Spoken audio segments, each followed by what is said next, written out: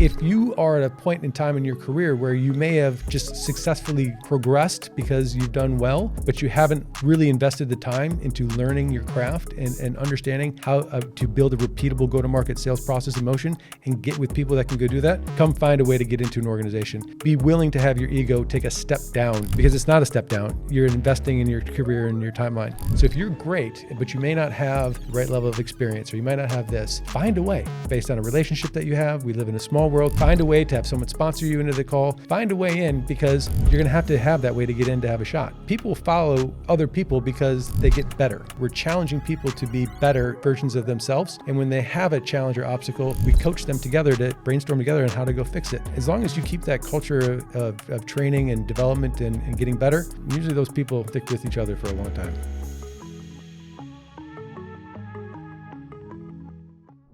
Welcome to Masters of MEDDIC. Today, I'm here with Josh Reiner. Welcome to the show, Josh. You're VP EMEA at the rocket ship. And I know that word is used a lot in this industry, but I think it's very true in this example. The rocket ship that is Wiz. Welcome to the show, Josh. Absolute pleasure to be here. Thanks, Andy. Good. For those that don't know you, why don't you tell us a little bit about yourself and how you got into this wonderful world of sales? So for those who don't know me, I recently, I guess now 5 years ago, moved over here from the US to EMEA. My first job when I came over here was to run the go-to-market for Zscaler, or Zscaler, and did that for 4.5 years. And then about just under a year ago, took over the go-to-market responsibilities for Wiz across EMEA. And prior to that, I worked in BMC Software and AppDynamics in the US. So that's short version of my career. Love that. I was looking on LinkedIn and I noticed, and I those regular listeners know I'm not the strongest at maths, or math as you would say. Yeah. But I was looking that you were at BMC. I think you started in the year 2000. I did. Which doesn't take a math genius to work out. That means 25 years. It is, yes. Yeah. How have things changed over those 25 years, if at all? Like what's new? So a lot's changed over those years. Especially now with the burst of AI, especially how that's being integrated into how people prepare and get ready for sales and become knowledgeable about what they want to have done.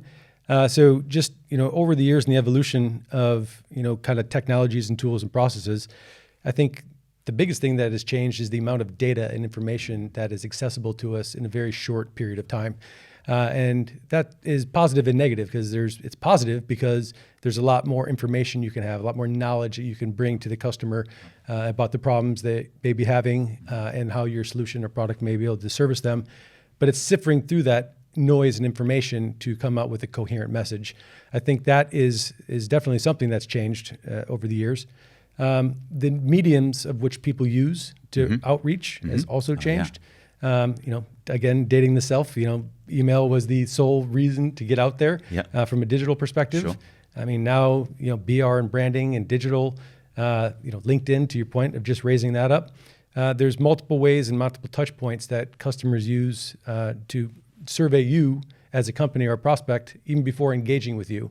So a customer's ability to understand the product and service you have, the amount of research they can do without engaging you is tremendously more than what it used to be. You used to have to go in and educate a customer or prospect about all the features and functionalities, the problem statements, and you were the sole guide of information a lot of the times. Now, by the time they may reach out to you, they've already done 60 to 70% of what they think is the due diligence. And that's a really good thing, because they're much more educated buyers, but it's also a challenge in a lot of ways, because and I talk about this all the time with my team. When people come to you with a problem or a request, they already have formulated an opinion of how you can solve it. And our jobs as sellers is to make sure that they get the most out of the technology. I always use an example when I'm training my team. How much do you actually use of the Microsoft Office suite? And most people use email, maybe a little bit of Word and Excel. But that's such a powerful platform that a lot of people are using maybe a fifth of the value of. So how you get a company to embrace as much of the value of your platform is critical. So again, to kind of summarize, people can get a lot more information about what you can do, but it's always in context of probably one small piece of the problem they're having. So our jobs as sellers and working with them is to make sure maybe we broaden the scope of the organization of who can benefit from it and how they can actually get additional value from it, not just the initial pain point that they may see. Yeah, I love what you said there. For us, we look at that from a perspective of like what you're talking about is the customer and their decision criteria, right? And I think there's this, we talk about this a lot, but there's this sort of big divide in approach where it's, as you said, the customers are so much more informed. But as much as that is a good thing, like you said, unless, all they've been reading in your case is like Wiz, his website and Wiz's PR and product marketing, that a perspective they're coming to you with is going to be influenced by something or someone else, which, in the best case scenario is going to be, Ghana, which is good for you because I know, you rate well there, but could also be a competition, or it could just be, a bad opinion, right? And I think like what's so interesting because you seem to have your finger really on the pulse of how customers are coming to you. How do you coach your teams to make sure that they aren't falling into a sort of a routine of following what the customer thinks is best for them and therefore aligning Wiz's solution to the preconception of what the best decision criteria the customer has for themselves? So, well, I think, and I'll tell the Wiz journey to a certain degree, because one of the things that Wiz and the rocket ship that we're on, they have the most amazing PR and marketing team I've ever seen and experienced in my life. From how they even branded themselves to be, security and cyber. It doesn't need to be scary. It doesn't need to be swords and people in hoodies and falcons and evil stuff. It's, unicorns and rainbows and fun. And it kind of created this brand of how do we, it's fun, like love. Like people use the word love when they come and talk about the product, all the time. So how that market and how that impression goes is kind of the first initial touch. So Wiz spends a lot of time getting the branding right. We've got 90 seconds and Wiz in 90 seconds and what can it go do and how it can go do for it. It's really taking that down to the next level that's really, really critical of once they engage. So how we work together as a digital and then a go-to-market arm. Digital and PR and marketing do the job to get the interest, highlight the main statements. But when it comes to you, then you have to make sure you build the team to operationalize it within that company. Because yes, the value is clear and the technology, what it does, but once how do you take that technology and get value from it? What are the use cases that are gonna take cost out of the equation, reduce your risk profile and provide that benefit? So there has to be both to work. You can't just have great marketing and digital branding without people to help execute and operationalize to truly get the benefit from it. So us working with the PR and digital, working with the field sales team and the engineers and the post-sales team is a really, really critical handoff to extract the most amount of value you can. Oh, I absolutely love that. That makes so much sense. We would sort of describe what your PR and marketing team is doing there is they are taking not just the technical parts of decision criteria, but also the relationship parts, and they're bringing it back into their positioning. Right. So they're kind of inspiring and seeding in the market's mind the sort of things that they should look for and expect from not just a technical perspective, which is, obviously very important in a technical product, but also from a relationship perspective of, if you want to work with an organization, look at what our customers think, look at the kind of the vibe we have. And yeah, that makes so much sense to me. I love that a lot. Yeah, it's, I always try to describe, I've never worked at a company that customers love it so much. They use the word love when describing our technology. And I think one of the main reasons, and especially in today's world, and the immediate gratification of where people are expecting and the time to value, the fact that we can highlight somebody's gaps and risks and challenges that they may have and prioritize how they want to go through them. When they start remediating those challenges and they see their security posture improve and they get their criticals down to zero, they feel like they're doing a good job. And I think that's one of the things when I relate to any MEDDIC type selling or process or framework and how we communicate internally is everything still revolves around the champion that owns the initiative that you're working with. How are you empowering and enabling your champion to be better, to be recognized for the benefit that they're doing, the reward for taking cost out of the business, the reward for increasing a company's security posture. So while we've got great technology that allows you to do things, helping the champions in our accounts be able to articulate back to the broader organization, here's the impact that I'm having and here's the benefit that it drives.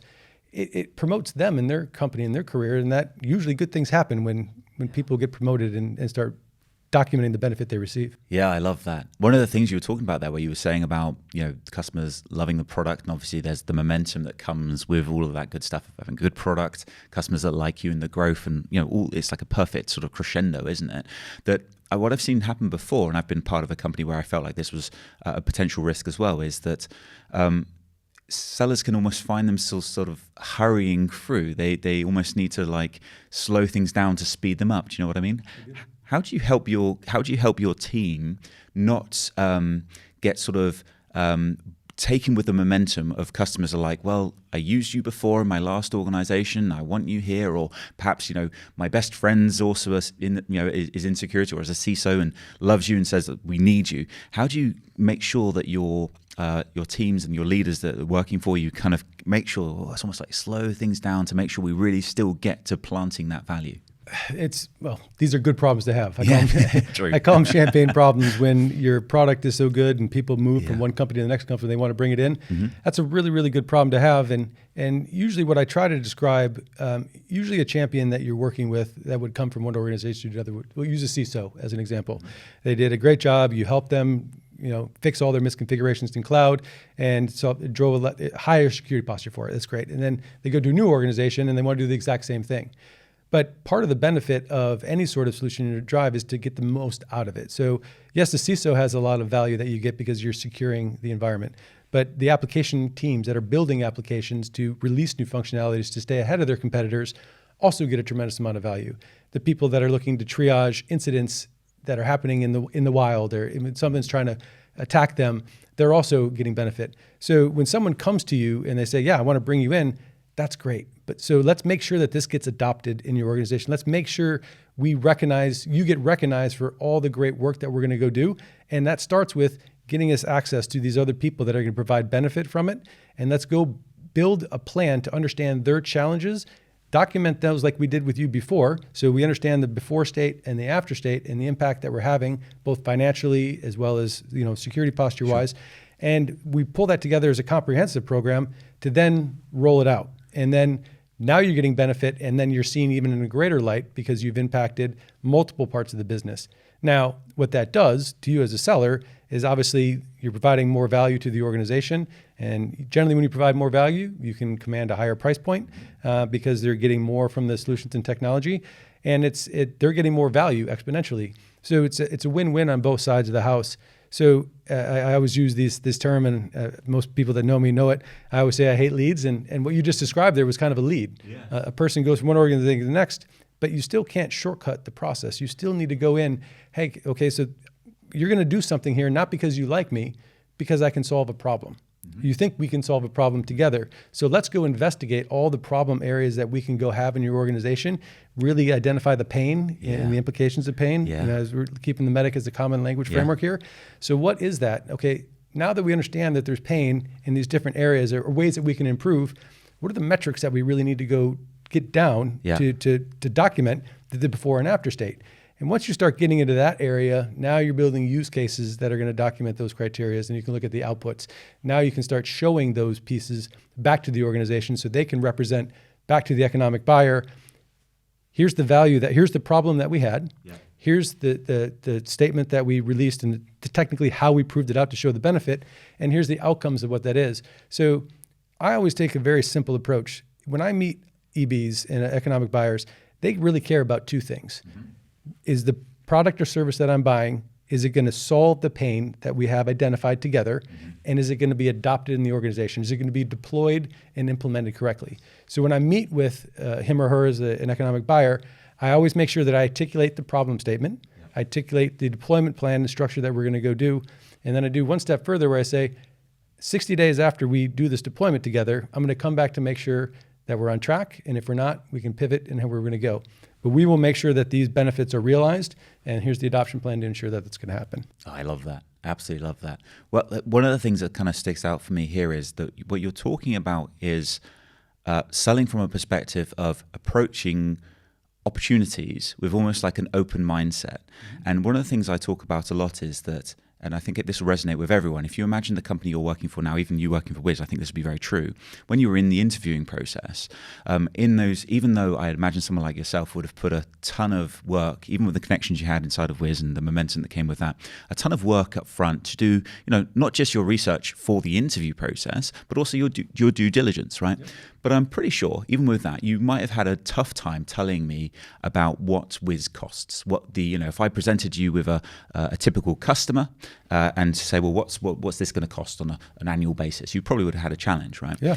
And that's somebody who's done, in your case there, hours and hours of research and is actually, in the industry. You're not far from Wiz, where you worked at a Zscaler before, right? So you should have a sort of what the point I'm making is a better understanding of the kind of cost that Wiz would likely to be cost than a customer would, right? So the customer either has no idea what the cost is going to be, or it's influenced by a competitor or another quote that had something like that.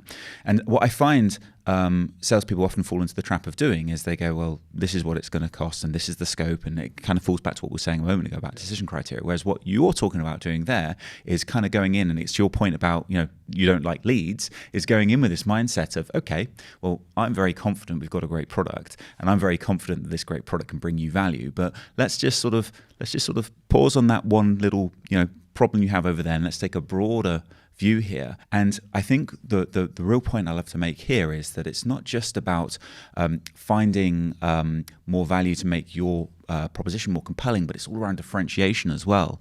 Is that not just differentiation for value's sake, but differentiation for customer trust and credibility's sake. Where you were saying earlier about building those champions. Well, if you can go in as Wiz and say, okay, well, I know you have that problem. Let's look broad. Let's look at the bigger picture. Let's look at some of some of the initiatives you have in play and what strategies they're supporting, what difference it would make if we can support.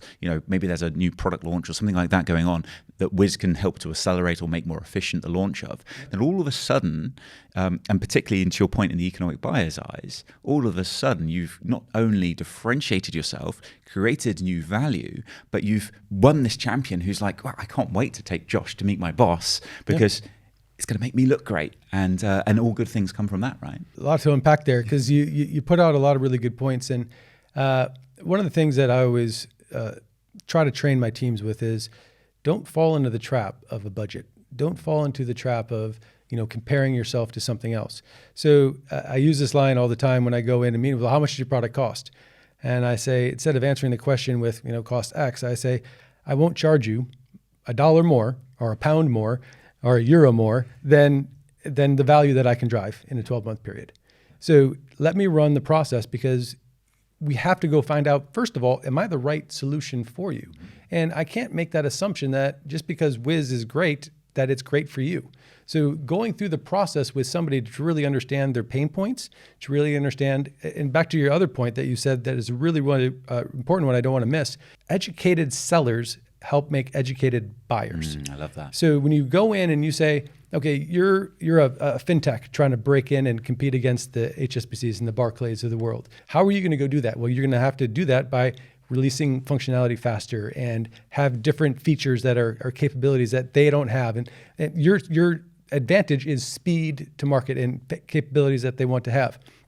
So to think that I can sell the same solution to both of those companies is naive on my part. So the first step that you want to go do is, if you're an educated seller and you go into the organization, to your point, what are the business strategies that you've kicked off, and what are the projects that are underlying those strategies that they need to implement to get done? So any seller in my organization, the first meeting that they have with a champion or a potential buyer, we go through what we call the value pyramid, where we take a look at the corporate objectives, how they're tied to the business strategies they're trying to work on, what are the programs and projects that they have, and what are the risks to deliver those.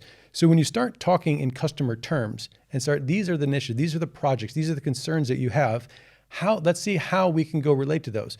What are the requirements that we have to go meet those initiatives? And then let's go run a proof of value to see if it makes sense for you. Because if we come in this exercise and say, your product is very expensive, I said, well, expense is relative depending on the value that we're providing. So let's go see if I can provide you enough value to justify the cost that we're going to go bring. And the only way you can do that is if you understand the initiatives that they're trying to accomplish, and can you help them get the outcomes that they need to have with that. That is how a truly educated buyer and seller should be engaging with the customer. Absolutely love that. Yeah, I love that. I think one of the things that's funny is we talk value pyramid as well, and we've actually internalized the value pyramid to be the way in which we operate. It's our strategy. We call it our codex. And so we have at the top level what you would say is corporate objectives. We call it our goals. So the top two levels, which is, to have a winning team and then to help our customers to unlock their full potential in go-to-market.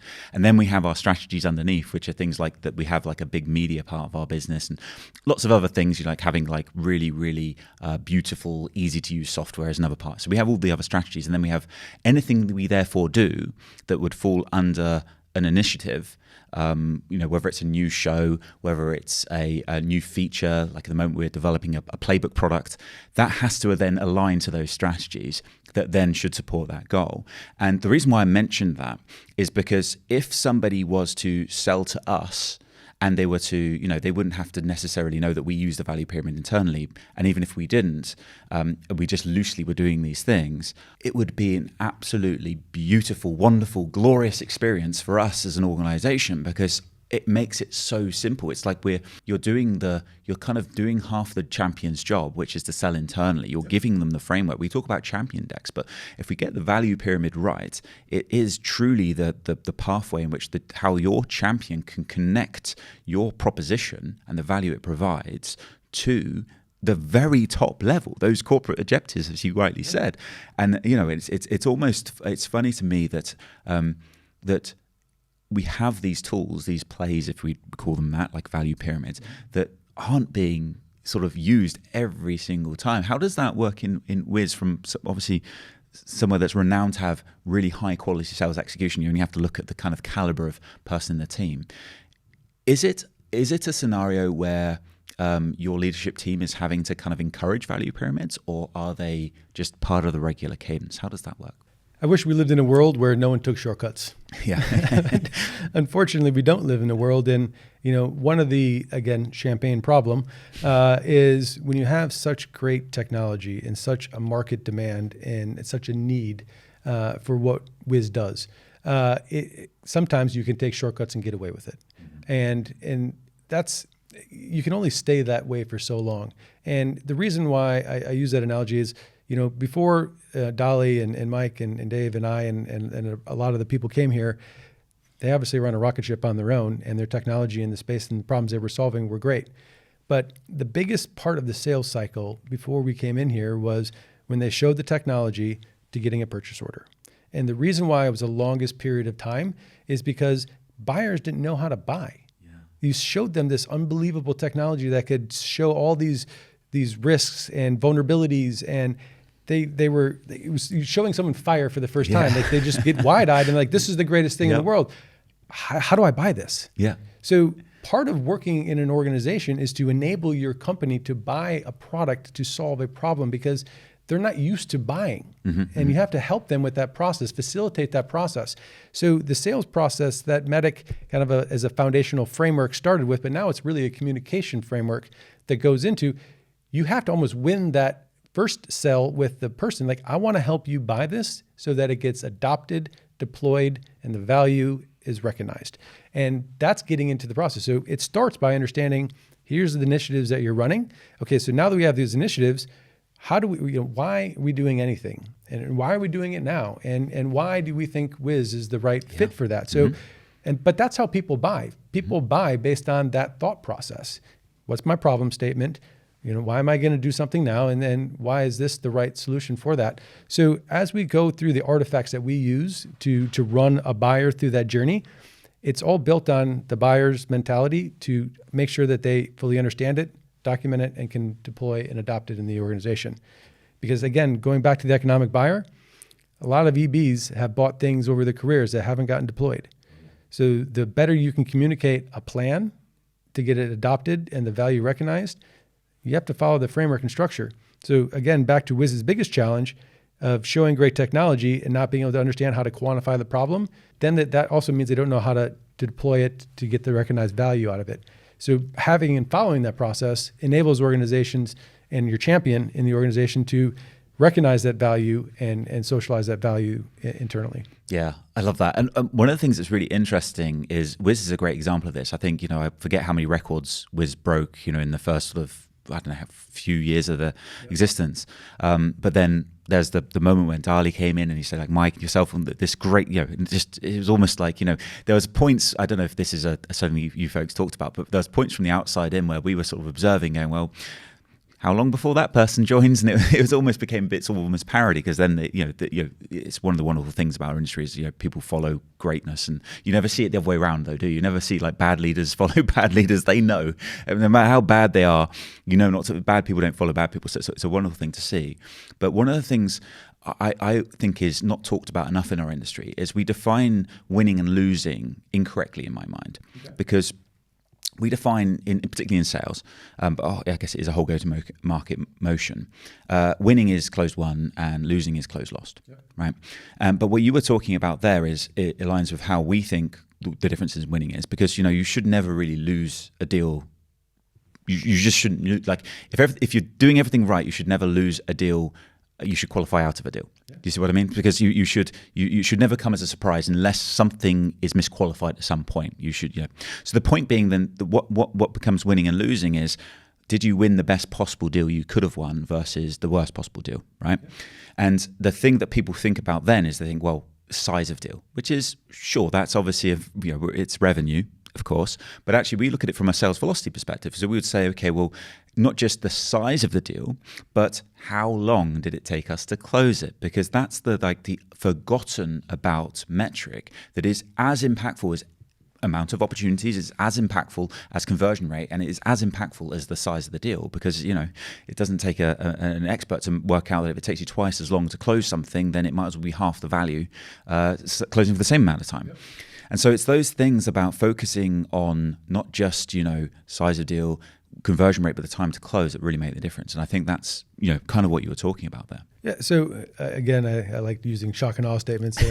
So one of the statements I've made is I've never lost a deal. Okay. Yeah. And like, what are you talking about? Yeah. Like, well, I will qualify out of a deal if we're not set right, or if the customer won't engage in a way that I know they need to engage to get the value out, to make sure that it's going to be adopted, it's going to be brought around. Now, part of the challenges that we talked about early on were, with all this data, with all this information, customers are really afraid to engage with companies because they fear a bad sales process, a bad experience. And no, I'll do the research and you just tell me what to go do. So the biggest sale that any person needs to make is convincing a customer or prospect that I want to engage with you the right way, and then quickly find out if we're the right fit. You've done some due diligence. Now I've done some due diligence. Let's see if we want to go together. And in that discovery phase, where they're analyzing the problem statement, they're looking at the challenges that they want to have, they're articulating the criteria that needs to be met. That process, if you go through it early on in the process and you find out you're not a good match, then you back away. Or if you get a customer that doesn't want to engage with you that way and you can't convince them to go into that process, then walk away, because they're not going to get the value from it, and they're going to lead, even if they do buy you, you're going to probably get a low price point. It's not going to get adopted the way it should be, and they're probably going to have a bad feeling about that experience. Like, I bought Wiz, it was really expensive, it's not even really being used. No, so have the courage to sell the process of making sure that when a customer engages with you at an enterprise size and scale, that we have your best interests and hearts together, and spend some time in the discovery process. Because if you do that well, if you understand and document and have the metrics that you're going to go do, and if you both think it's right, then you can execute in doing a deeper dive. Now, the reason why discovery is so important in investing that time there, and kind of the slow down to speed up analogy, you're not really slowing down. If you invest more time up front to understand the criteria that you need, the long time is technology. The long time is POVs. The long time is when you start investing resources on both sides of that. But if you don't do a good enough job in discovery, how do you know if you're going to be successful? How do you know if it's going to be enough benefit? So do slow down up front, spend more of that discovery qualification phase, make sure you've got enough metrics and criteria that are impactful enough. Once you both agree, then you go into the validation and stage. Love that. I feel like you're describing discovery there from what we would call professional discovery. But I think the problem is with discovery is most of our industry thinks discovery is a PDF that they download from a guru on LinkedIn that starts with like these apparently silver bullet questions, which we know don't exist. And I think what people miss, if I could really, really kind of implore people one thing, it's that discovery isn't a set of questions that you have written down to ask. It's not a script. It's not a call sheet. Discovery is curiosity. And for me, one of the things I'm a little bit afraid of for our industry is that one of the things that led to great discovery, or always leads to great discovery, is the research you do beforehand.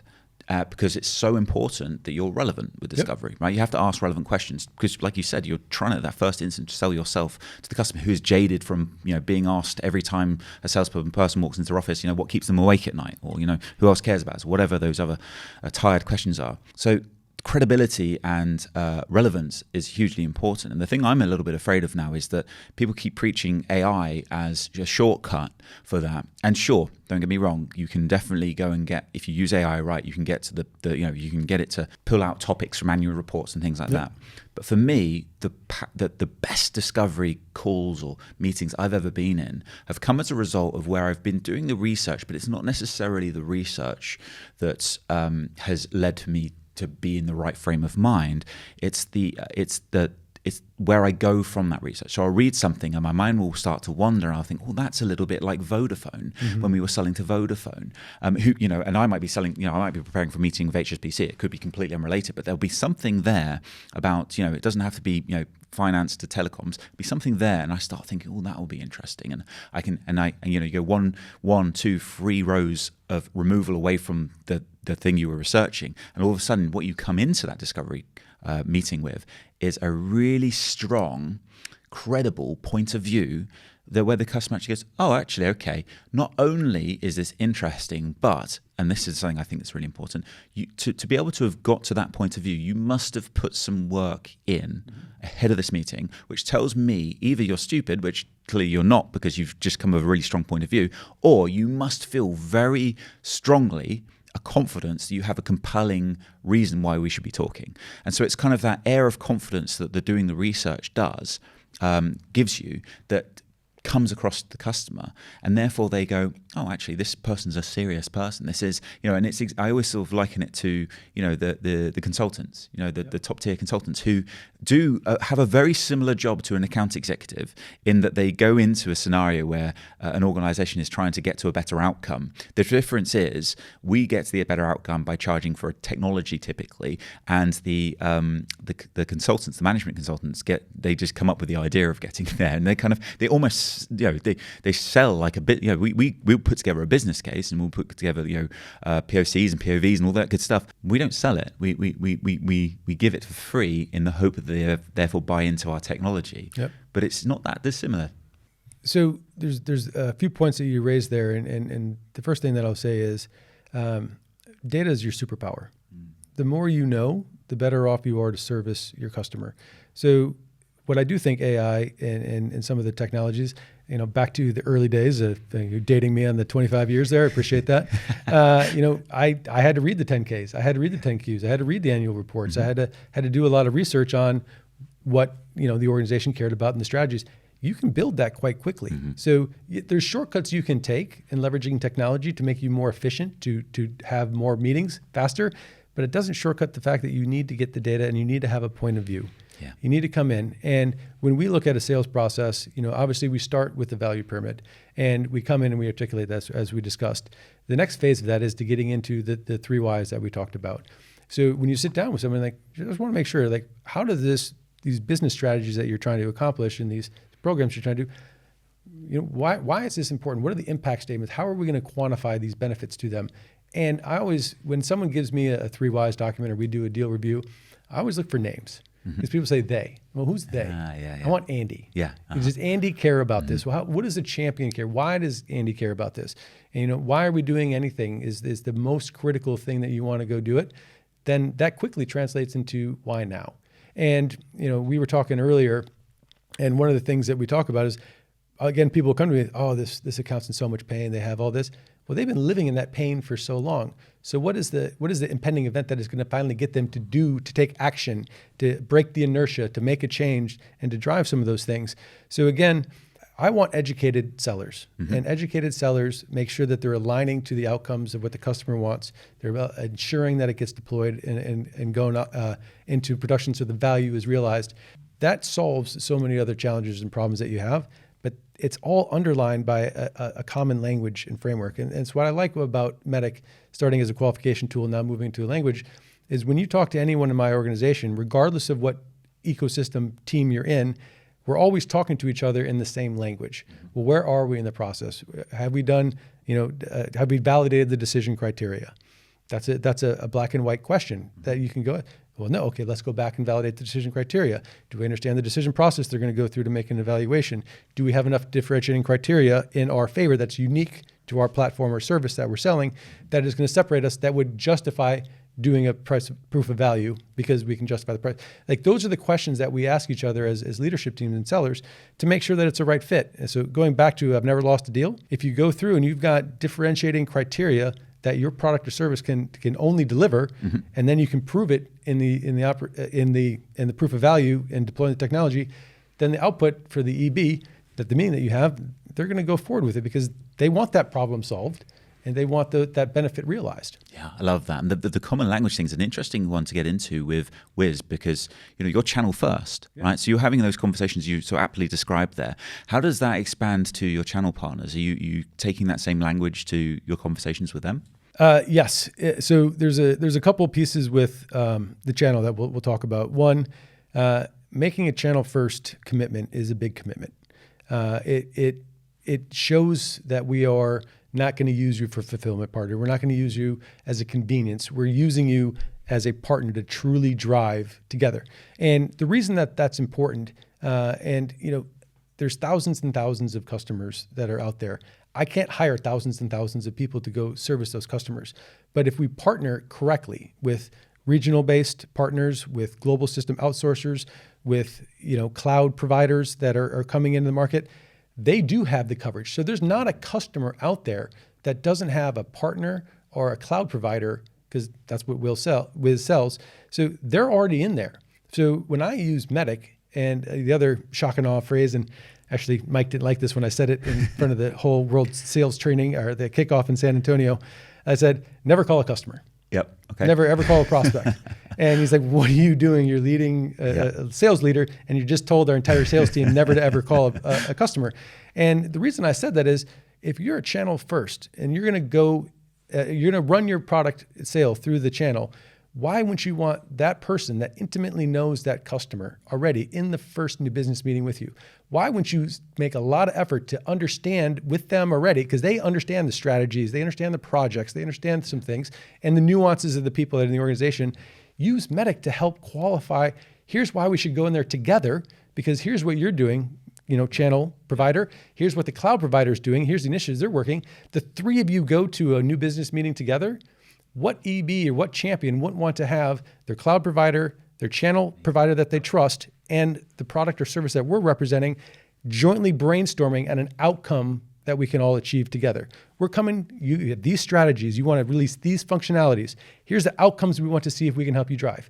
Do you want to engage with all of us to see if we can have enough metrics and benefit to justify the cost of doing this? They love it. It's the best way to go to market. Yeah, I love that so much as well. That what you're talking about, because I think so often in channel, we talk about co-selling motions. And of course, to your point, MEDDIC's brilliant for that because it's the common language. So we align, even, and this is the thing, we work with a number of companies that have channel first strategies or very strong in the channel. And they see MEDDIC as that common language for co-selling, but some of their partners don't have MEDDIC implemented. But the beauty is, it's so common sense that if let's say you've never heard of MEDDIC before, but I start talking to you about the champion, you will know what that means. If I start talking about the customer's decision criteria, process, etc., you know what it means. So it works. We know as a beautiful, cohesive, succinct way of us communicating on the things that we know matter. But what I loved about what you were saying there is it sort of shifted to what we would class as moving from co-selling, which is like, this is the customer and we're communicating to how we're going to sell together to that customer, to selling to the partner. Yep. So what you were describing there is basically what's in it for the partner, because many of your partners, and probably the majority of your partners, have other ISVs they can be working with. And so if you just, as much as I'm sure most of Wiz's partners, if not all Wiz's partners, put customer first. They still are a business and they still have their own interests. And so if you're approaching them with a perspective of, I'm going to be talking to you about, what pain you have as a partnerships business. You're in your business. What pain you have that Wiz can help you sell. Do you know that our customers love us? Do you know that we are committed to a channel? These are, again, relationship decision criteria things that maybe some of Wiz's competitors may overlook because they're not thinking about it as deeply as you are. They may be just thinking about the technical decision criteria or the economic decision criteria. Well, we're cheaper than Wiz. You get higher margins than Wiz. Not thinking about bigger picture like you are when you're selling to these partners, saying, yes, okay, we've got the best product, we've got the fastest development, we're going to broaden. There's going to be opportunities for you to expand with this organization. Not to mention the product really works. So you're not going to have unhappy customers. They're not going to have a big sort of support issue or anything like that. And so I think keeping in mind that MEDDIC, not just as a language to co-sell to, but also sell to partners, will help all channel teams to make sure they're just considering the interests of the partners as well. I learned this the hard way where, without going into a long story short, I was working on a big transformation opportunity when I was at Oracle, and long story short, we had both Accenture and Deloitte backing our bid, which was this sort of best of breed. I think there was something like 80 different people would have been paid if I'd closed my deal. It was one of those bits of stuff everywhere. And the alternative was a best of breed of, at the time it was, there were different companies. So it was like NetSuite, Salesforce. But it's kind of funny, Salesforce have basically acquired all of the companies that were separate at the time, going back to when this was. But Accenture and Deloitte were on our side. They were bidding the Oracle bid, and then one of the vendors, I won't say which, changed sides, and it kind of obviously disrupted things a lot. And the VP for EMEA for Oracle went for dinner with the partner that was looking at that part of the business, and said tried to sort of win it back, but basically got into what went wrong. And nothing had gone wrong. It was that in that consultancy business, they were finishing a big project, and there was going to be all of these Salesforce consultants that were going to be sat on the bench, who needed a project. Needed a new home. Yeah, they needed a new home. Yeah. And so the point there is that perhaps there's more I could have done if I'd have made sure I had made it very, very clear the differentiation that Oracle had over the best of breeds, and almost made it very difficult for that consultancy to switch sides, because they would be going back on the criteria that we have identified that the customer needs to fulfill the value that we had promised. But that's the best case scenario. Worst case scenario, I would have just seen it coming, and I would have been able to maybe double down more with the other partner or something like that. But the point being, it was a very hard lesson for me to take, because I was like, that's not fair. I've done everything right. Well, life, you learn through the hardships. You definitely do. And the biggest challenge that a lot of people face in independent software vendors, ISVs, is noise. And if you go to the channel, whether it's a value-added reseller, whether it's a cloud native, whether it's a global system outsourcer, there's 1,500s. I had the opportunity to speak to the entire AWS go-to-market leadership team last week in Amsterdam, and we were sitting down with the geo lead for the DACH business and Allison for the UK business, and she said we have 1,500 ISVs that try to get our time. Mm-hmm. Mm-hmm. Why are we giving you time? Yeah. And so just think about a customer or prospect. How many CISOs, are waiting for someone to call them? They get inundated with areas. Yeah. So again, you have to use the tools to distinguish and separate yourself from that. And part of the strategy that Wiz has, and part of the strategy that we're going to market with, is I said that channel first strategy. So part of that is a commitment to understand how the channel goes to market. How do they make money? How do we together create great outcomes for their customers that is mutually beneficial for the services or products that they're selling? Because if you don't understand how the channel makes money, how the value-added reseller is going to profit from this, how this is going to grow additional areas and aspects for them, then you're not going to be able to align to them correctly, because you haven't applied a MEDDIC qualification to that understanding and analysis. So just like you do a lot of research to get ready to talk to a customer, you have to do that same amount of research to talk to a partner. Now, there is metrics there. And one of the other things that I always encourage people is to think bigger. And Wiz sells based on cloud workloads. That's what we are doing today. Our target audience is obviously companies that are consuming a lot of cloud. Now, the cloud providers themselves like Wiz, because once Wiz comes in and provides a nice little security blanket over them, they can deploy new capabilities like AI to better further their business, or they can expand and release applications faster. So it's a really, really great thing for them. Now the cloud providers love it because customers start increasing their workload consumption by 20% faster than what they want. So Wiz customers, all of a sudden now the cloud provider is saying, wait, I want Wiz in every single one of my accounts.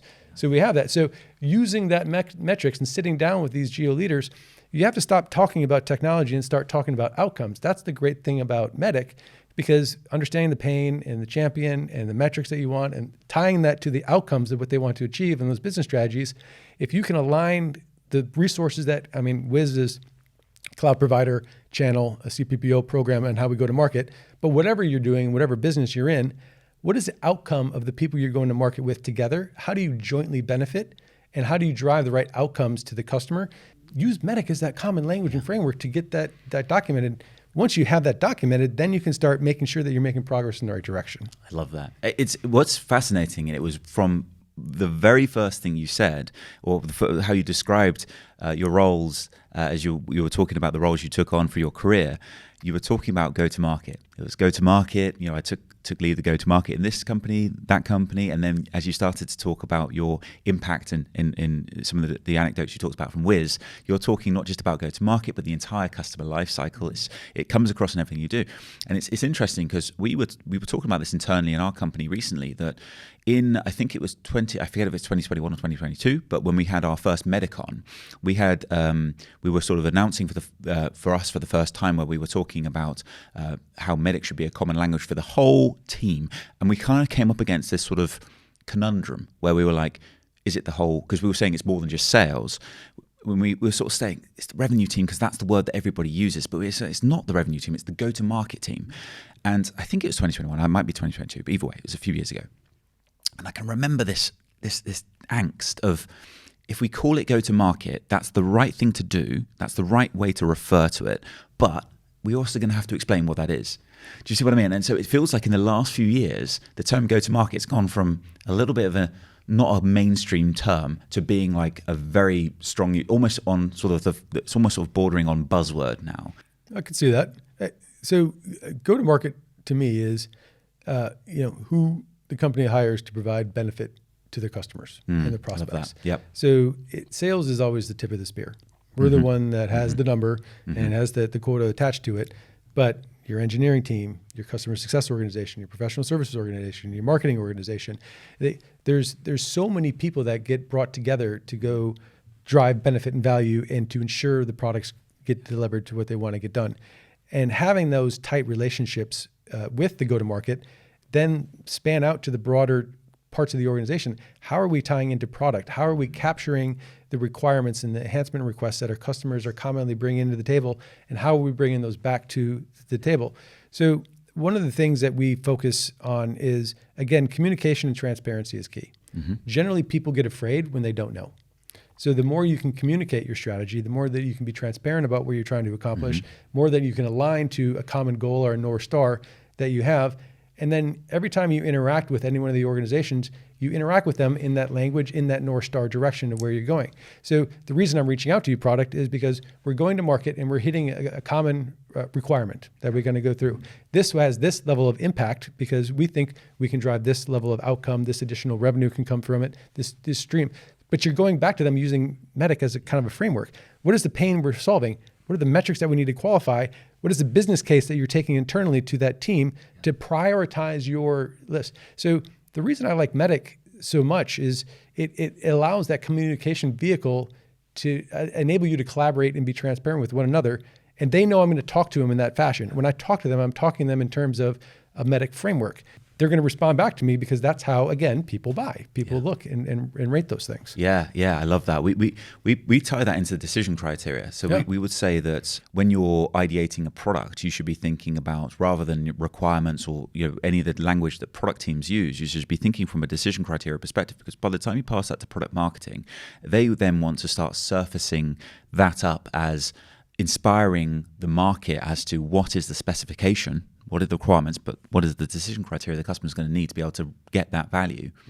And the beauty, as you touched on there, is that once that's out into the selling motions, so we've gone from positioning the value to the selling motions, we can start to then see, well, where are we winning?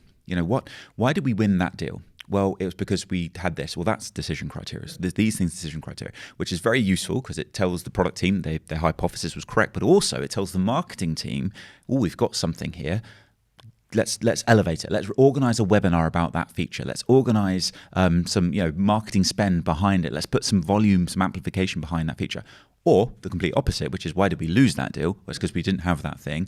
Product. If we can get this in, here's the pain it's going to solve, and here's the value we get from solving that pain, and it starts to bring that loop. And the way that we sort of see it is because we sort of roll value into what we call M1s, M2s, and M3s. The beauty of that is marketing teams can start to see via use case which use cases are resonating. When we position those use cases, how many clicks does it get on the website? How often do those clicks result in leads? How often do those leads transform into opportunities? And then when we're actually in front of the customer selling that use case, as it were, how often does that then turn into one the customer's very interested in pursuing? So we end up doing POCs and POVs around it through to closing it. And then when we actually go to deliver that use case, what value are we delivering? And so it becomes this full cycle, to your point, where go-to-market team is all together in one. And it's for the first time, I did say it was becoming a bit of a buzzword, but I think that's because everyone's kind of hearing it being said. But the way you described it is absolutely spot on. It's pretty. I think it's a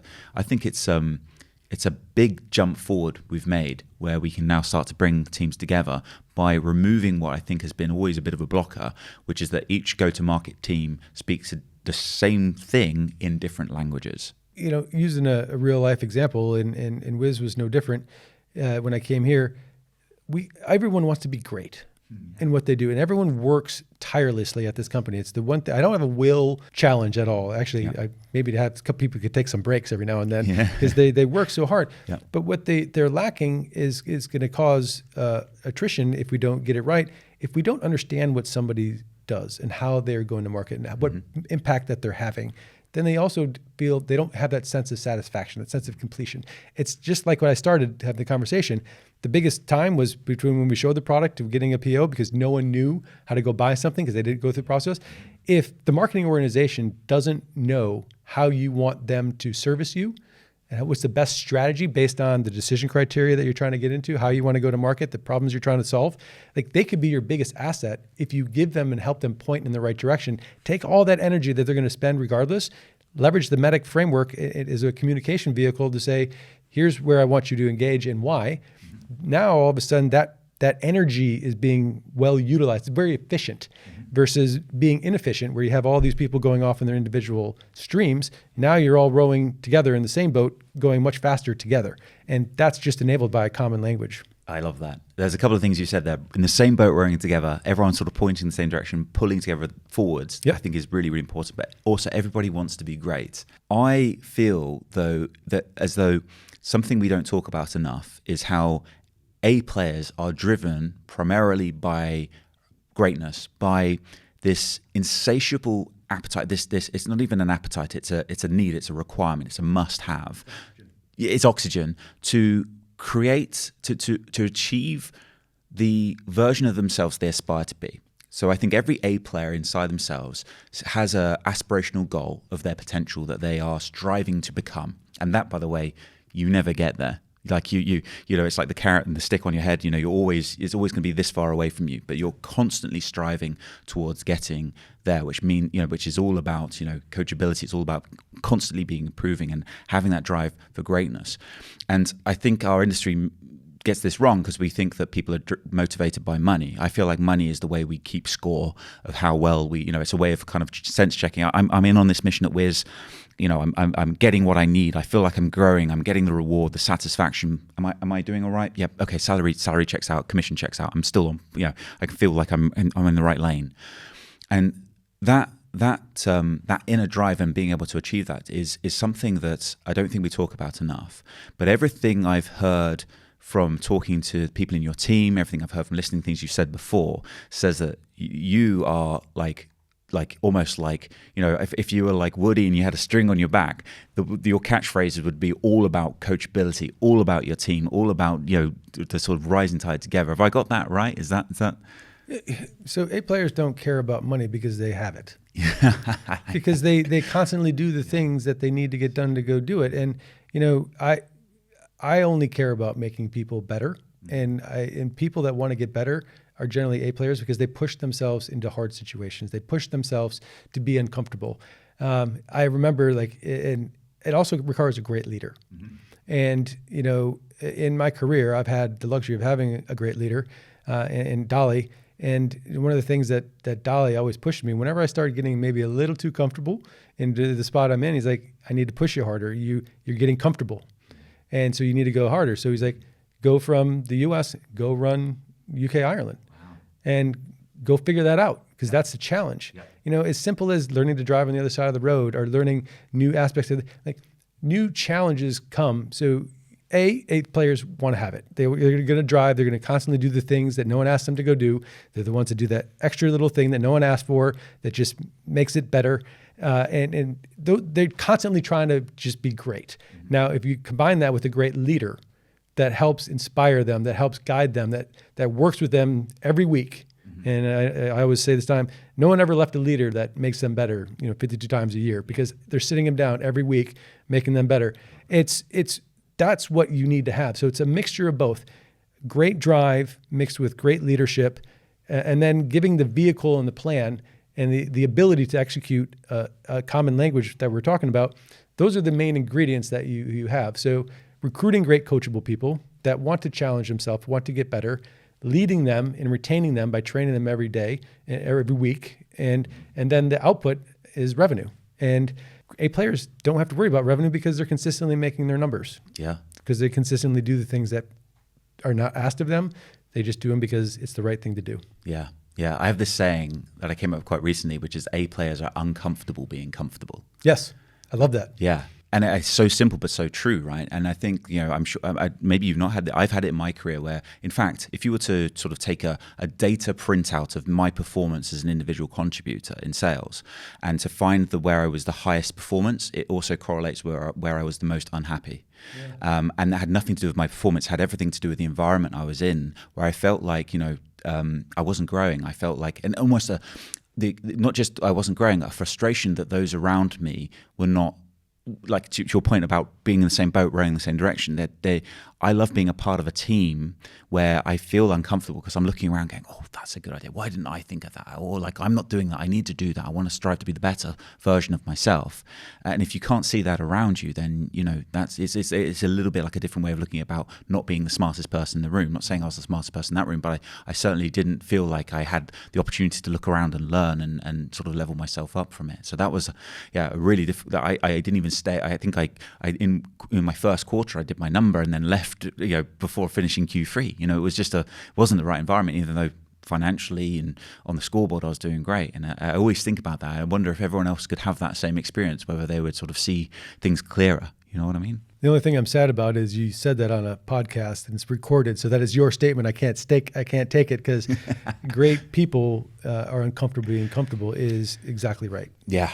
Yeah, and this is sort of an evolution of thought where I came to from realizing that in our industry we talk about imposter syndrome, and and what I realized with imposter syndrome is there's kind of two parts you have to have imposter syndrome. One is growth. You don't feel imposter syndrome if you're not growing, and the second is you have to be self-aware. If you could be growing, but if you're not self-aware, then you won't feel imposter. You just feel like I should be here, and there's something beautiful about imposter syndrome. It's you in a gray area between where you are now and your potential, right? And so I felt, and there's been a few times where I've gone from having, as a first-time CEO, massive imposter syndrome to actually being like, actually feel all right about it at the moment. And then you realize this is not a good thing. This is not a good thing at all. Being, in a professional role without imposter syndrome means that you're stagnating. You're not getting better. So I thrive for it. I don't enjoy it. I don't think anyone enjoys it, but I need to have that. I need to thrive for that. I think we should talk about stuff like that more because I feel like I feel like people almost use it. It's not a stigma. There's no negativity associated with it, but people are almost embarrassed to say it because I think they think it reflects on a lack of confidence in themselves. But it's more just I see it as self-awareness. I couldn't agree more. I would like to change the word or the phrase or the meaning behind imposter syndrome is from a negative to a positive. Now, again, because you're pushing yourself, you want to feel uncomfortable, and you also want leaders around you to push you in the right spots, to give you enough, because too much is you can fail. And so you have to be careful and educate on the leaps that you go do. So doing that with people that you trust is just as important to, yes, I'm going to push you to the next level. And, at Wiz, I recruited somebody that was an excellent frontline or excellent contributor for a long period of time. And I said, it's time. You're brilliant. You need to make the jump. And he's like, I'm nervous. I'm scared. I don't, why would people respect anything that I go do? And I said, well, the good news is I'm not just going to throw you off the end of the dock and hope you swim. We have a framework that we're going to plug you into. You already know our process. You know how to do big deals. You know how to do this. Now I'm going to teach you how to become a great leader and to lead those other people to go do that. And 6 months into the job, he came back to me and he said, it's the best decision I've ever made in my life. And it's giving enough people, pushing them far enough to where they feel that imposter syndrome, but giving them the framework and trust, that development week over week, to make sure that they can do it. So it's never a big journey. And I can't remember who used this phrase, but shooting the elephant's easy. Eating it bite by bite is what takes time. So like, how do you do that week over week to make sure that mountain isn't so insurmountable to climb, or that goal is not that too big to accomplish? Yeah. We first met at an evening that Wiz organised to fill some of the big opportunity that you have finding new candidates. And I talked a little bit there about how I see our industry as being a little bit like sports leagues, and particularly the UK football leagues, where you have or European football leagues, where you have the Champions League, which is the creme de la creme, the best 2, 3 or 4 teams from all the leagues in Europe. If they they finish the top 2, 3 or 4, they get to the Champions League. Then you have the Premier League, Championship, and so on. And what the point I was making there was that in your career, you want to find a Champions League club, yep, and you want to sort of hitch your cart to that, or the players of that team in this analogy. And Wiz is for sure an example of a Champions League club. You only have to look at the numbers that you guys are putting out and all the growth that you're enjoying there. For someone listening to this, because I get asked this all the time, but there's somebody a million times better to answer this than me sat here right now. If someone is listening to this and saying, I know there's like levels to this game of sales, and I want to make sure I attach myself to the highest level so that I can grow the fastest and fulfill my full potential. So for someone, whether they're an SDR, whether they're maybe in their first or second AE role, maybe they've been an AE for a while, but they feel that they haven't found that Champions League club, so to speak, like Wiz, what's your advice for that person so that they can kind of get your attention first and foremost? What are the things they should be thinking about doing in their current role to sort of elevate their skill, experience, position to be able to find that that transfer to the Champions League club like Wiz? It's a great question, and I'll answer it in a couple different ways. One, make sure you have a good self-assessment of who you are and what your strengths are, what training you've had to date. Just 2 days ago, I talked to an individual that was a second line leader, and we spent an hour on the phone together. And after the hour, he's going to come in as an individual contributor because he knows he hasn't learned our process. Yeah. He hasn't learned truly how to sell. Now, he's a second line leader at a major company, but when we went down and talked about what his goals were and what he wanted to accomplish, he said, I need to learn it from the ground. I need to run a sales process campaign from start to finish, following your process, so then I can teach it to somebody else. So he was mature enough to say, I've gotten to this point in my career because I work hard. If I want to get to the next point in my career, I need to follow a process. I need to be really good at learning, then I need to be really good at teaching. So if you are at a point in time in your career where you may have just successfully progressed because you've done well, but you haven't really invested the time into learning your craft and understanding how to build a repeatable go-to-market sales process in motion and get with people that can go do that, come find a way to get into an organization. Be willing to have your ego take a step down, because it's not a step down. You're investing in your career and your timeline. Now, and I get a lot of this, the second one, which are people trying to get into the organization because They want to be part of these Champion League club.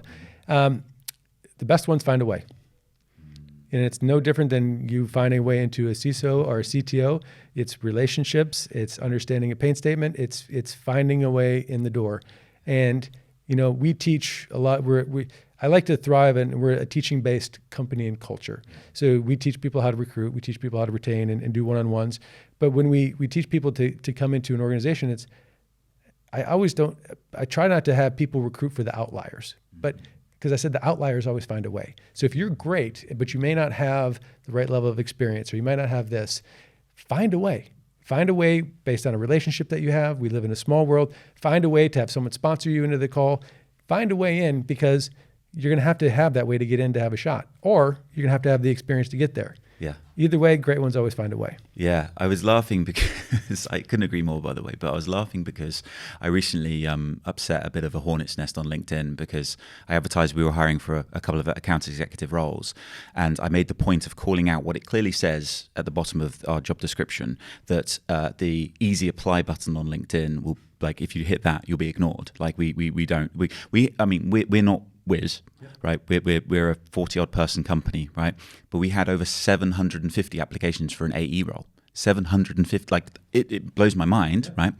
But we very clearly say, a big part of sales, we say it more articulate than I would now, but a big part of sales is standing out. We love people to capture our attention. We don't like people that take shortcuts. So if you hit the easy apply button, it'll be ignored. Now, some people don't like that, and I understand if they read through the job description, go, well, okay, I like the easy apply button, I'm not going to apply. Fair enough, you do you. But if the only other reason you could be upset about that is if you haven't read the job description, and then you're just hitting the easy apply, and you're upset that you've wasted your time clicking that button, or you've been overlooked because you didn't read. But you didn't read what does that say about your approach? They're not good. They're not great. Yeah. But to what you were saying there, those that, and so if I think about we've got a great new AE started from this campaign called Tom, and he made sure he stood out. He went the extra mile, and it's been the same with every candidate we've had that's made the mark. And we're not quite as harsh with other roles, but we do have that description in job description. And this would really upset the people on LinkedIn if they knew this, because people were kind of questioning our culture and things about this. But the best people we've found, they always make themselves stand out, even outside of sales, because it's we work in an attention economy, and we want to make sure we capture people's attention. So it goes back to the shock statement that I say: never call a customer. Yeah, because you calling a customer cold or applying cold, the chance of success is very minimal. So just taking a look at it from a data perspective, how many emails get responded back to? It's 0.01%, or is it something ridiculously low? So that's the easy button. Yeah. But if you want to get your attention or my attention, if you talk to Alice Carlisle, who runs the UK for me, and she says, Josh, you need to go meet with Andy White. Yeah. I'm going to meet with Andy White because I trust Alice's opinion. So find a way to get to Alice, find a way to get to somebody, just like you do any other way. So it goes back to great people find a way, because great people do the research. Yeah. Great people find out who are my trusted advisors. Great people find out the things that are really important to me, and they find a way into my diary. Yeah, and in you in particular, I wouldn't say that's very hard to do, because I look at, you only have to sort of look on LinkedIn, look at your leadership team here in EMEA, and I think, is it fair to say the majority of your leadership team you've worked with before? Would that be fair to say? Majority, it's about half and half. But majority I've worked with, and the majority are new ones that I'm going to work with forever as well. And this would be an interesting thing to look back on in years to come. I bet you the half that are working with you for the first time will find out in the future they will work with you again if and when the next rocket ship comes along in many years to come, of course. I'm sure that'll be a thing, because people tend to follow people. What is it that both sides, what is it you think that the likes of Alice, the likes of Marina, like those people that you've worked with before, what is it that you think that will make them move from extremely successful roles they've had in their previous companies to following you to a new rocket ship, as we say? So I'll use a real life story. So I practice what I preach. I have one-on-ones with my leadership team, and Alice is a direct report of mine running the UK. And speaking the common language, she came in and she had a non-negotiable on a PG culture. We are going to PG, we're going to PG as a team, and we're going to drive a pipeline generation culture across the business. And then she just started implementing our process, and the non-negotiables, the process. Then she goes into value pyramids. Every first meeting you go on, you have to have a value pyramid. And remember, people that haven't learned the process or haven't seen it work, it's a big jump for someone to say, why am I spending all this time? The tech just works. Just show the tech. The tech is great.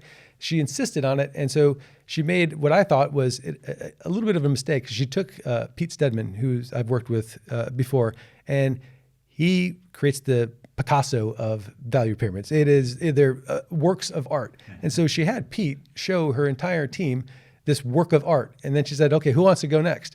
And everyone else was, I'm not following that. Like it's too hard. And so like Alice was pushing people to get driving done.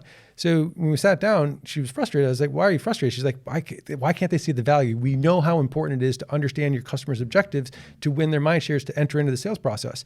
And I said, well, you have to make it their idea. So how do you make somebody on your team think that this is the best way to go do it? So how do you show them? How do you take them on a first meeting and then see the client's eyes light up when you talk about their business and what impact you can have and the areas that you want to explore further? Once you see something, and then that builds it from the bottom up, once it's their idea, because people do 100% of what their ideas are, they may do 20 to 30% of what you tell them to go do. So that management coaching, that coaching atmosphere that we talk about, that runs throughout the entire organization. So again, people follow other people because they get better. Now, you obviously have to enjoy one another to a certain degree, which I enjoy all the people that we've talked about before. But I also enjoy because we're challenging each other. We're that leader that I use that Dolly analogy where he pushed me to take that next step because I was getting slightly, maybe a little too comfortable.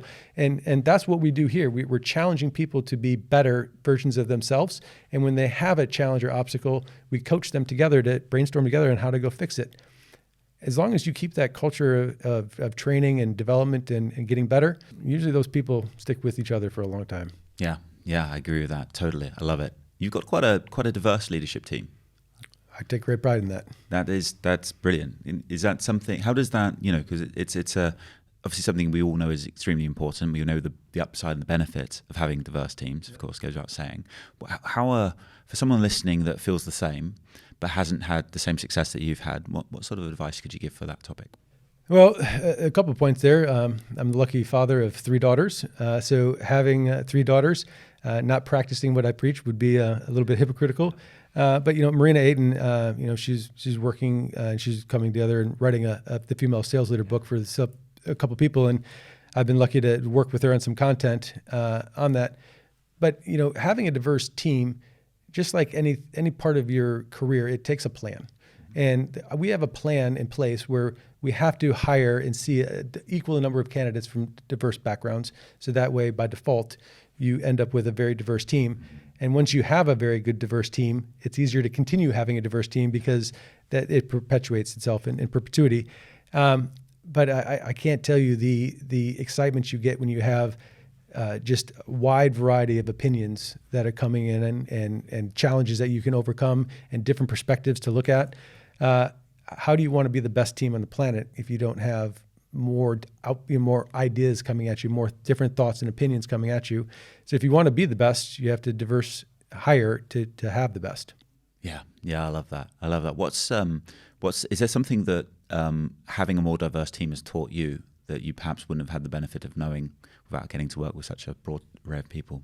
A diverse team has taught me. I always joke internally that my family has trained me well to have a diverse team and just the passion and the challenges that come with it. I think the biggest thing that a diverse team teaches you is you have to make sure that your customers are diverse and they want to have that experience of working with a team that is going to be taking into considerations, the work-life balance, the things that they bring to the table, that they're working with an organization that they want to partner with.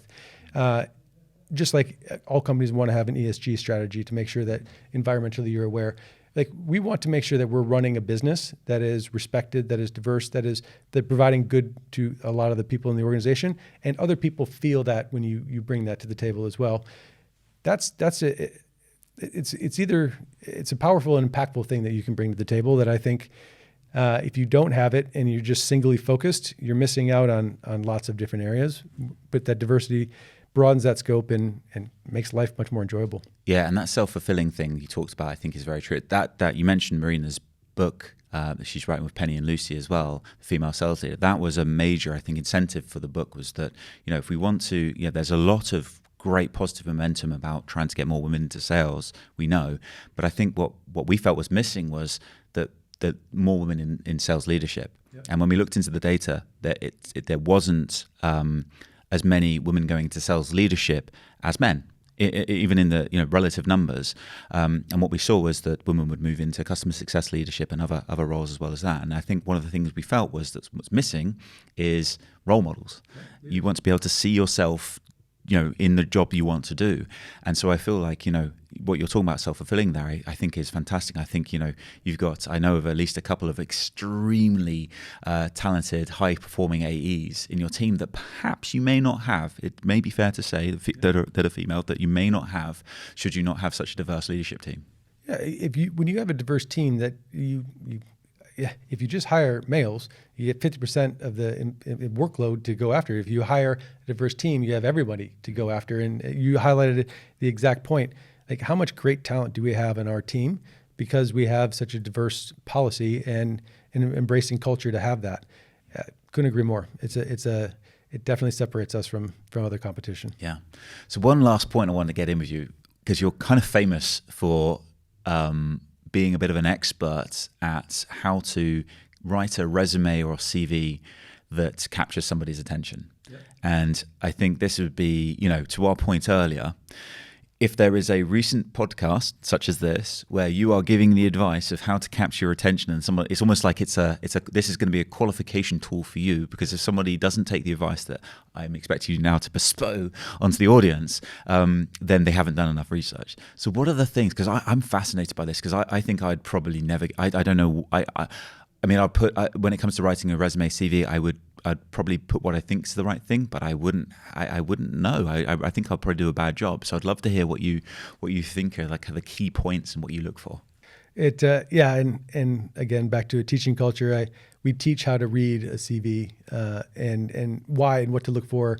And the reason why we do that is because when we interview somebody, and we're testing intelligence, we're testing character, we're testing coachability, and we're doing that all based off of the CV itself. So the question funnel that we come up with to test someone's intelligence, test someone's character, has to be derived from the CV itself. Mm-hmm. So when I look at a CV and I train and teach people how to read a CV, this is probably going to increase the number of CVs I get, by the way, which is a good problem again, champagne problems. Mm-hmm. I always read it from the bottom to the top. Mm. So I always look at education to start. And even simple nuances of, did they put their grade point average or their scores or not? If they didn't put their scores on there, one of the questions that I would ask during the interview would be, I noticed that you went to this university. Why didn't you put your attainment statistics on there for it? Because a CV has to have data and statistics, because that's the meaningful metrics that we're gauging off of.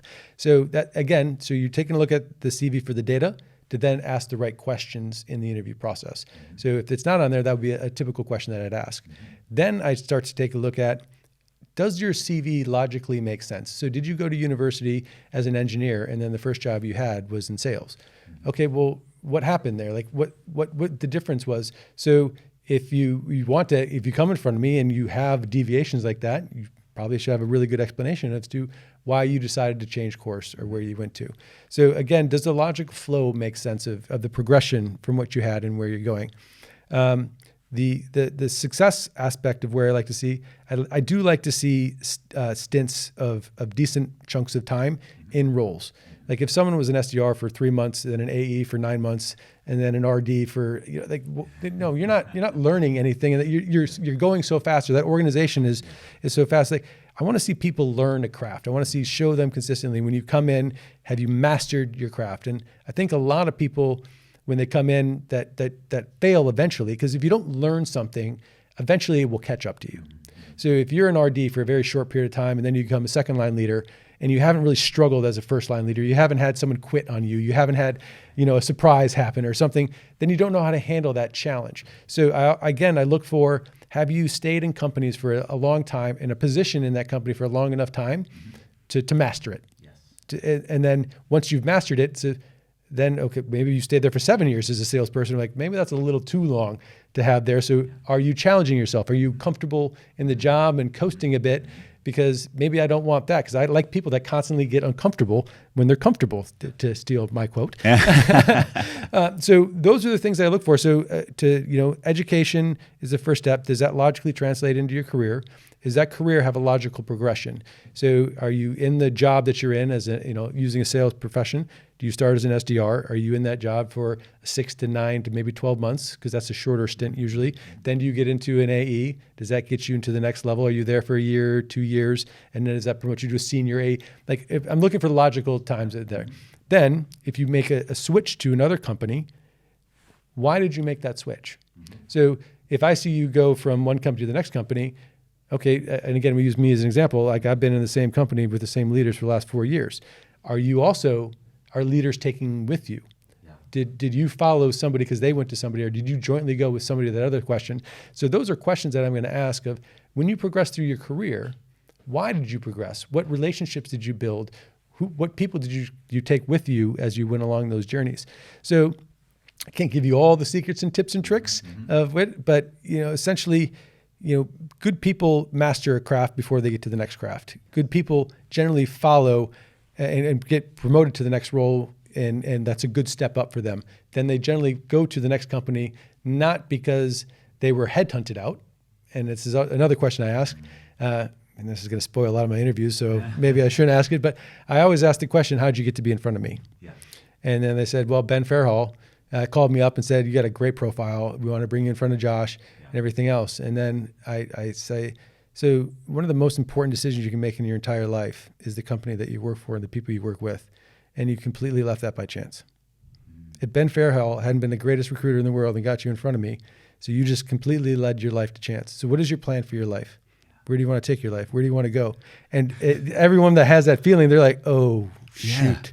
Yeah. I just walked into that one. Yeah. But those are the reason why I say those questions is because I do want people to have a plan for their life. I do want people to get better every week. I do want people to have that next level of earnings and careers and where they want to go. And so people that kind of meander through life and get lucky and maybe do some things, those are generally either I can convince them to come into the process like we talked about, taking a second line leader, getting them to come into to learn the craft with the people that they want to, or I want to find people that have a plan for their life that are working with others to make that better. Those are people that I can have a massive impact with versus having someone that just, hey, I got a recruiter called me and I want you, like, no, I want people that sought me out. I want someone that's done the research, that's got in front of me, that is making this part of their plan, not me making you part of my plan. Wow. So, well, what an incredible conversation. Thank you so much. I appreciate it as well. We've said many a time on this rocket ship, you're always going to be looking for talent whilst whilst you're gaining altitude, so to speak. For those that are wanting to, well, I'm not going to give them the shortcut. No, don't hit the easy button. Yeah, don't hit the easy button.